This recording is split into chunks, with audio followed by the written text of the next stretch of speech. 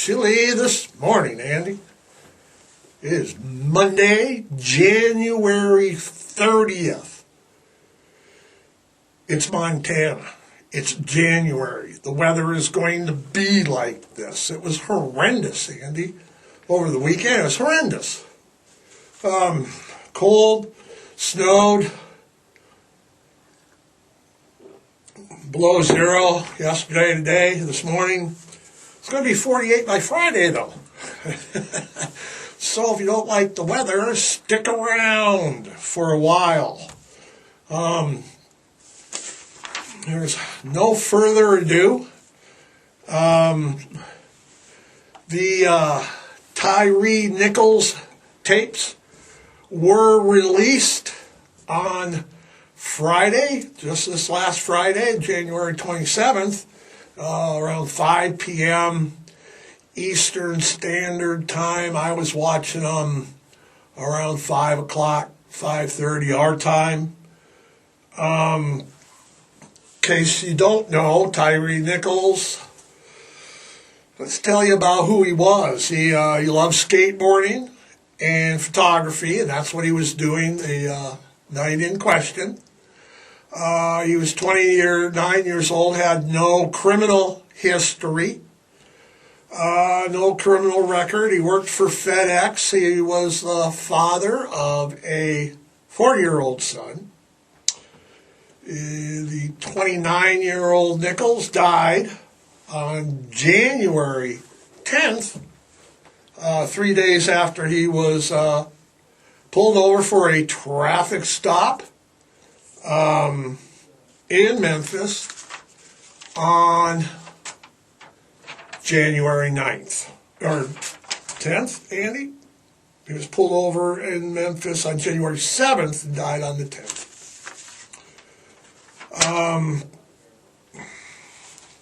So if he was pulled over on the 7th of January, a little timeline here, on the 8th of January, the Memphis police had already announced the next day that the Tennessee Bureau of Investigation was already involved. This is the next day.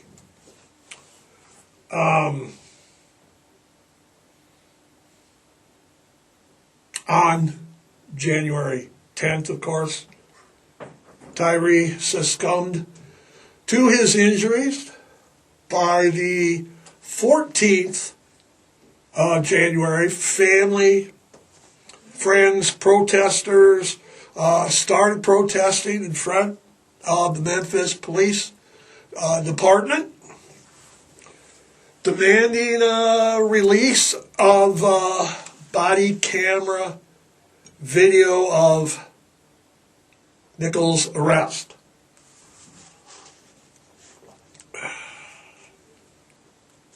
On the 15th, members, Memphis Police Chief, what is it Sir Lynn Davis, stated publicly that policy violations did occur. Okay? By the 16th, of course, of January, more protests at the police department in Memphis and the Civil Rights Museum in Memphis. By the 18th, the Department of Justice announces that they're continuing, investigating, opening up civil rights violation complaints. By the 20th, let me get these, Tadarus Bean, Demetrius Haley, Emmett Martin III, Desmond Mills Jr., and Justin Smith are all terminated from the Memphis Police Department following an internal investigation. That investigation determined that the aforementioned 5 individuals, members of the Scorpion team, I hear, Andy, which has now been disbanded. Supposedly a team of elite officers who have questionable tactics, but they were all terminated. The investigation had determined that they had used, of course, excessive force, failure to intervene, and a failure to aid. Okay, little timeline here. By the 23rd, Nichols' family and attorneys view the police videos. Okay, his mom, dad, the attorneys got to see it by the 23rd. They called him savage.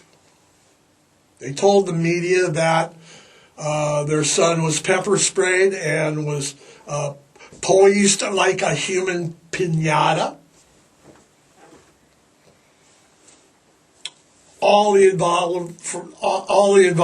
officers involved. The attorney stated that it was reminiscent of the Rodney King beating, and I've seen the video. I saw the Rodney King. I think that this is much worse. By January 24th, the Memphis Fire Department reveals that 2 employees of their department involved in the Nichols case were been relieved from duty. The dominoes. Okay. By the 25th, Police Chief Davis says the officer's behavior. She stated publicly that it was heinous, it was reckless, inhuman. She had then urged peaceful protest once the videos were released. I mean, they spent 2-3 days prepping us before those videos were even released. They were I knew it was going to be bad. So on the 26th of January, those 5 officers, that is again Thaddeus Bean, Demetrius Haley, Emmett Martin III, Desmond Mills, and Justin Smith are all charged with second-degree murder, aggravated assault, aggravated kidnapping, official misconduct, and official oppression. In a press conference, the district attorney, I believe it's Mulroy, stated that while each of the 5 individuals played a different role in the incident in question, the actions of all resulted in Tyre Nichols' death. 27th. Memphis, like I said, that was Friday. They released the video showing the brutal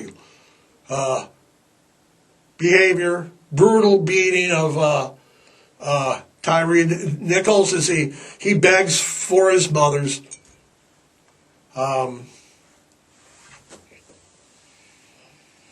videos were released in 4 installments. I watched them from 2 or 3 different news sources. They didn't change.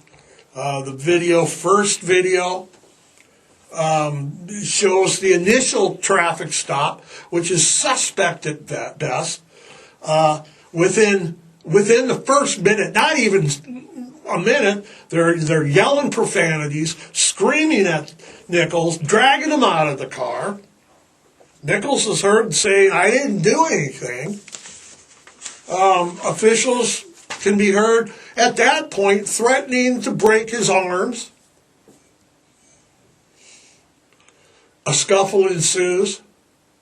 Nichols breaks free and runs away. They tried to pepper spray and taser, and it missed as he's running away, and it pisses him off because you can hear it on the damn body cam. And for those of you that are saying, well, he shouldn't have ran away, okay. Video 2 has no audio. It's a surveillance kind of sky cam.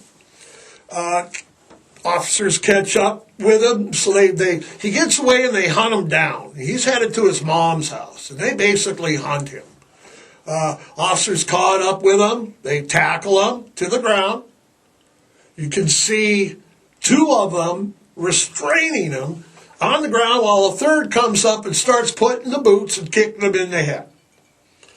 A 4th officer pulls out a baton, one of those whoosh, telescopical batons, starts beating him in the face.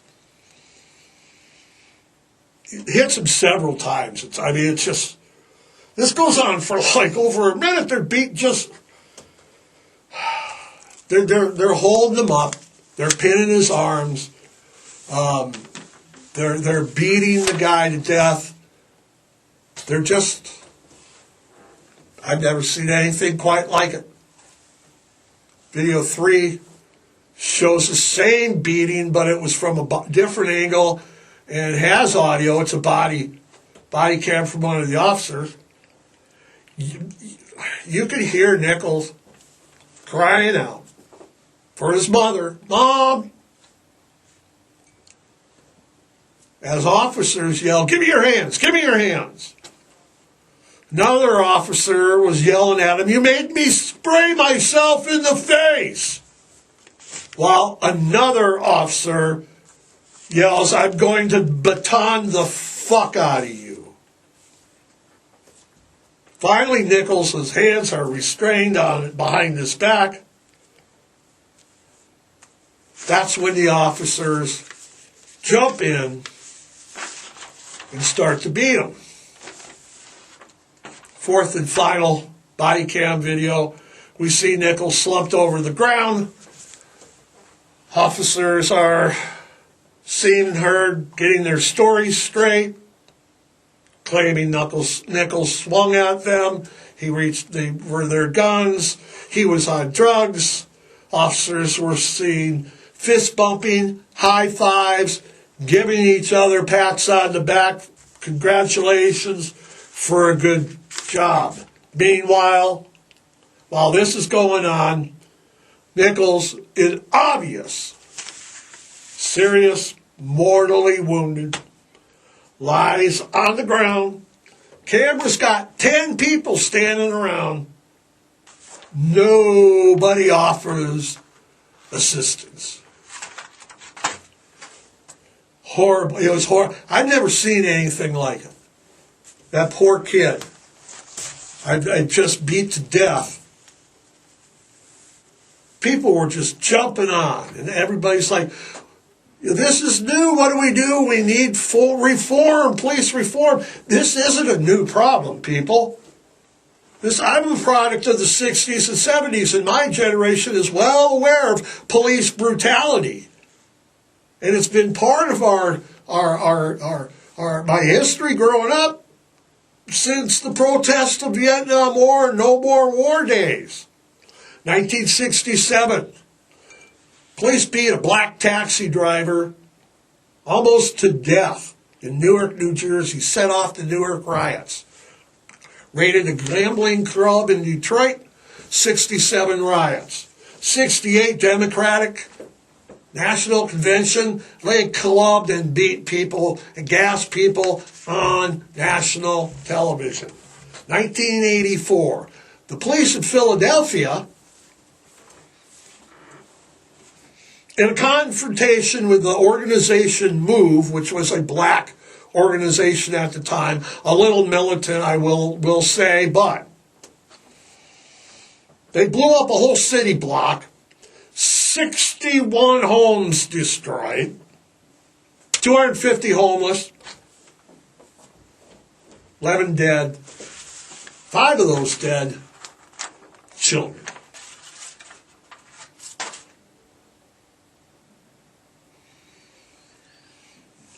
Waco, Kent State, Ruby Ridge, all incidents where the government police overstepped their boundaries, maybe.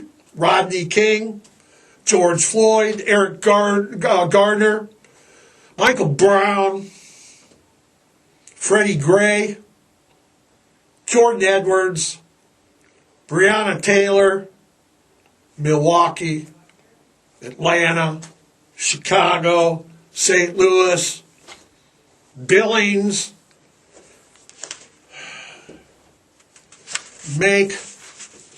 it's not, make no doubt about it, okay? Make no doubt about it. We live in a police state. We lead the world. We lead the world in incarceration, prisons, jails. We have the second largest security police force in the freaking world. We have declared a war on poverty, war on drugs, war on the poor, war on the homeless, war on blacks. This is not a black and white problem. This is a blue problem. Hold on. I've got a lot of friends in law enforcement, good friends, and I know that it's not all of the blue. But if I've been watching protests for police brutality for the last 55 years or so, and it's still the same as it's always been, then it's got to be something more than we're all being led to believe. This isn't isolated incidents. Okay? There were 1,178 police killings resulting in civilian deaths, according to the Department of Justice, 2022. And what I find odd about that is how they say that the Justice Department says that they are civilian deaths, like we're at war with the police or something, and these are just civilian casualties. That's over 3 civilians, as the Justice Department likes to put it, civilians, per day.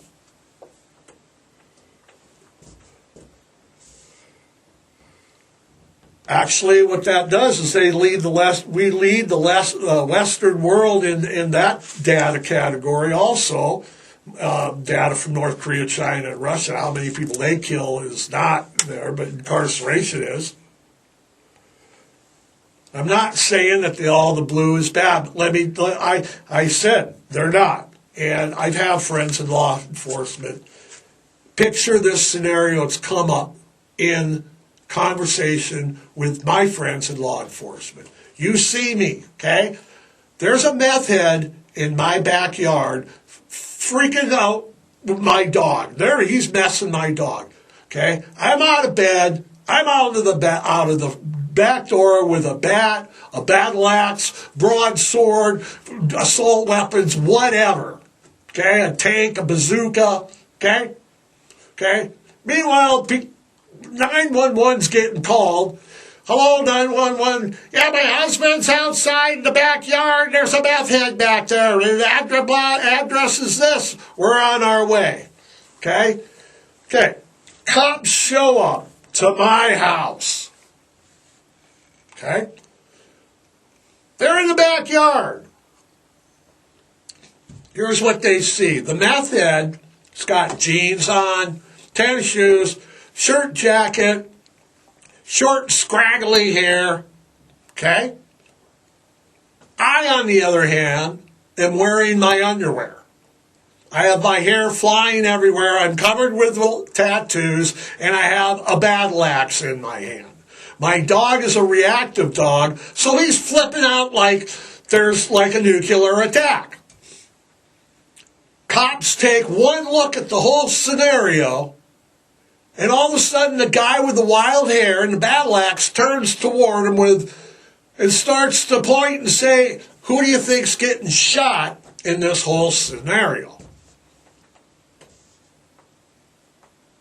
You think the cop is going to shoot the guy wearing clothes, or the half-naked guy with an axe in his hand, and the dog too?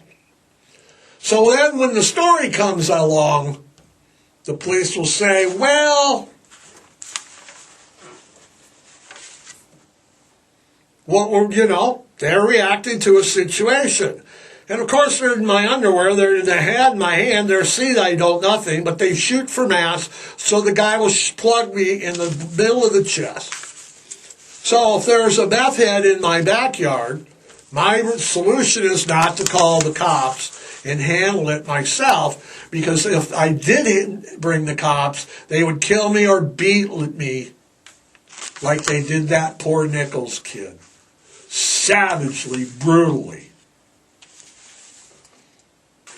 We live in a country where police cars, get this, police cars are, it's just, we live in a country where the police state is leading in incarceration. It's beatings like this all the time. It's not like we haven't seen this before. It was so disturbing, Andy, to watch this. And I knew I had to watch it, and I knew I had to talk about it. And I knew it was brutal, but I didn't realize that it was like a horrible horror movie brutal. And that, it's like they baited him, hunt him down, beat him to death, congratulated themselves afterwards. It was like a movie. It was a bad horror movie watching this.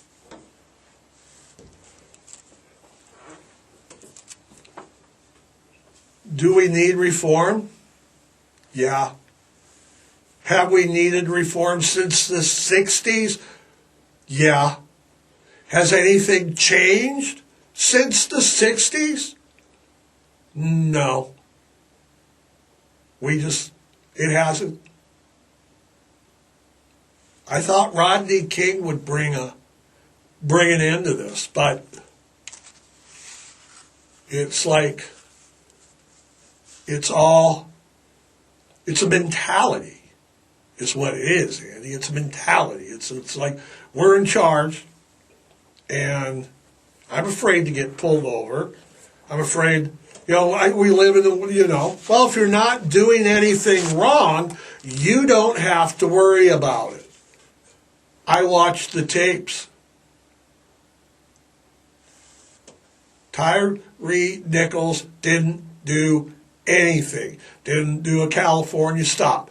Didn't roll through the light. Didn't do this. Didn't failure to yield. Didn't do anything. They pulled him over and were on him like stink on shit the minute he rolled his window down. He was out taking pictures. He's a photographer. Wasn't high on drugs. Didn't reach for anybody's gun. I watched the video. And you know what else I did? I thought when I watched that video, and I've seen law enforcement personnel that I know that are on social media have commented on this statement here already too. It's like these guys that did this, these cops that did this, didn't look like they were first timers. Didn't look like this was the first time this has happened. Okay, which is scary. Fist bumps. It was terrible. It was terrible. It's like the whole police state. Everybody's, Pipewrench. We're not. That's not like that. Okay, really? Our police department camouflages their cars, and they're hide behind the billboards. Montana Highway Patrol are pure black. You can hardly even see them. Okay? Okay? So is the Sheriff's Department. Black. They blend in just with everything. Okay? They hide behind billboards. I see them sitting in parking lots. Okay? In every other country, that's not the case. The police cars are neon green and orange and blue and yellow, and you can see them a mile away, and they're visible. They're not like hiding behind the billboard. They're out.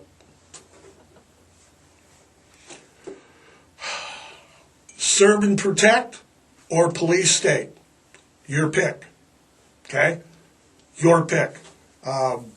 I've seen already, well, he shouldn't have ran. He should have ran faster and cut through the neighbor's yard and got into his mom's house. That's what he should have done. And he's telling me we gotta. It was horrible. Didn't set us back 20, 30 years to Rodney King. It didn't set us back to the Detroit and Newark riots. It didn't set us back nowhere. Just prove that it's still going on. Breaking news. Andy's doing this, so in breaking news, we're going to talk that. Enough of that, okay? You need to watch the tapes and make opinion for yourself. But in breaking news, just this Monday morning, in a press release released by the office of George Santos, and you know who he is, he's under investigation. Lies, campaign funding, all of that stuff. He released that George is the love child of Mick Jagger and Carly Simon. And that would explain his vain type behavior. And, you know, you're so vain. George Santos. In other weekly news, Russia is mad. Russia is still mad. Yes, Andy, they are. Russia is mad at us now because we're arming Ukraine with, like, what, Abram tanks, and Germany's giving them tanks, and we're giving them missiles, and cases of Captain Morgan, and Russia's just furious with us because, you know, we're the West.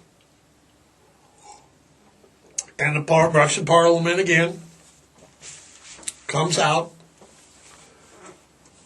saying they're talking about nuking Berlin on Thursday, Andy. Berlin, and was it Brandenburg Air Force Base? Is that in Germany? And London. Poor London. London's in the heart of every disaster movie, nuclear threat. So, with the threats rolling and Putin mad, you know the drill. That's right. Duck and cover, because hiding under your desk is going to save your life in a case of a nuclear attack. Remember, those of you in New York, of course, you go in the house, get in your closet, and don't come out until further notice. Andy, it's Monday, 3rd, and we're out of here. It's Monday, 30th January. Valentine's Day is just around the corner. Andy, I'm going to stand outside of a restaurants again this year. And when couples just come in, I'm going to yell at the girl. Well, you moved on pretty quick, didn't you? That's a couple weeks. Hey, kiss your dogs, everybody. Adopt, don't shop. Spay and neuter, rescue, empty the shelters. Until next week, everybody, have a good week. Stay warm. It's going to be 50 by Friday. We'll see you next Monday. Andy, we're out of here. Andy says we're out of here.